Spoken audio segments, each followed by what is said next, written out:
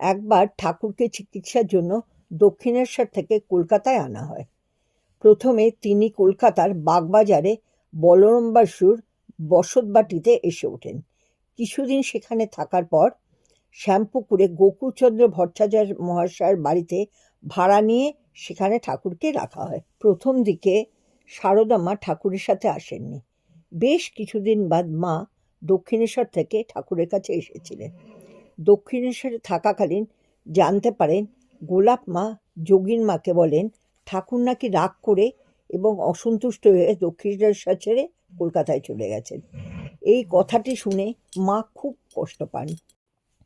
এতটাই মা কষ্ট পান যে দক্ষিণেশ্বর থেকে পায়ে হেঁটে শ্যামপুকুরে ঠাকুরের কাছে এসে তিনি উপস্থিত হন। তারপর ঠাকুরকে নিজেই জিজ্ঞেস করেন, হ্যাঁ গো, তুমি কি আমার ওপর রাগ করেছ? আমার সেবায় অসন্তুষ্ট হয়ে দক্ষিণেশ্বর ছেড়ে এখানে চলে এসেছ? ঠাকুর এই কথা শুনে অবাক হয়ে জিজ্ঞেস করলেন, এই কথা তোমায় কে বলেছে?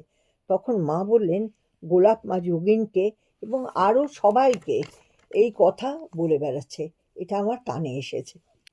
আমরা জানি ঠাকুরকে কেউ কিছু বললে ঠাকুর সেটা মেনে নিতেন, কষ্ট পেতেন না। কিন্তু মাকে কেউ কষ্ট দিলে ঠাকুর কিছুতেই সেটা মেনে নিতে পারতেন না এবং প্রচণ্ড রেগে যেতেন। ঠাকুর তখন প্রচণ্ড রেগে গিয়ে বললেন, ওই বামনিকে আস্থা দাও, আমি তাকে নিজেই শাস্তি দেব। ঘটনাচক্রে পরের দিনই গোলাপ মা দক্ষিণেশ্বর থেকে ঠাকুরের কাছে আসলেন। সাথে সাথেই ঠাকুর গোলাপ মাকে বললেন, তুমি ওকে কি বলেছ? তুমি ওকে কষ্ট দিয়ে অন্যায় করেছ। এক্ষুনি ফিরে গিয়ে ওর কাছে ক্ষমা চাও। তুমি জানো না ও কে? ও সারদা, ও সরস্বতী, ও জ্ঞান দিতে এসেছে। এইবার ও নিজের স্বরূপ ঢেকে এসেছে। সেই দিন ঠাকুর গোলাপ মাকে মায়ের আসল রূপ চিনিয়েছিলেন।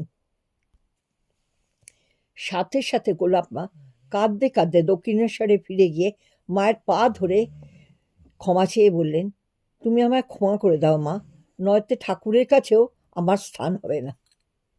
মা তখন বললেন, তুই তো আমার মেয়ে, মা কি মেয়ের ওপরে রাগ করতে পারে? তুই ঠাকুরকে গিয়ে বলিস আমি তোর ওপরে খুশি।